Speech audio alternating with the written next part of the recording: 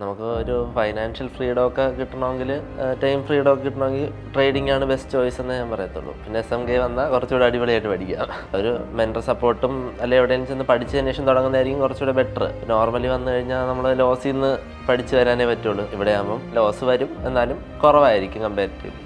ഞാൻ മെയിനായിട്ട് forex choose ചെയ്തതിൻ്റെ കാര്യം എനിക്ക് കോളേജ് കഴിഞ്ഞിട്ടുള്ള ടൈമിംഗ് ആണ്. രാവിലെ 9:15 എന്നുള്ള സമയത്തിൻ്റെ നിന്ന് ട്രേഡ് ചെയ്യാൻ പറ്റാത്തതുകൊണ്ടാണ് ഫോറക്സ് മാർക്കറ്റ് ചൂസ് ചെയ്തത്. അപ്പോൾ പിന്നെ കോഴ്സ് കഴിഞ്ഞുകൊണ്ട് അത്യാവശ്യം ഇനി ബാക്കി ചെയ്ത് നോക്കിയാലേ അറിയുള്ളൂ. ഫാമിലി നല്ല സപ്പോർട്ടാണ്. പൊതുവെ വേറെ ബിസിനസ്സും കാര്യങ്ങളും ചെയ്യുന്നുണ്ട്. ഇതിനും വീട്ടിൽ നിന്ന് പറഞ്ഞിട്ട് വന്നതാണ് ആദ്യമായിട്ട്. SMK ഇൻസ്റ്റാഗ്രാം വഴിയാണ് കണ്ടിട്ടുള്ളത്. അപ്പോൾ ഇവിടെ വിളിച്ച് എൻക്വയറി ചെയ്തപ്പോഴത്തേക്ക് ഞാൻ ആദ്യം ഇവിടുത്തെ ഫോറക്സിൻ്റെ ഓൺലൈൻ ബാച്ചിലായിരുന്നു.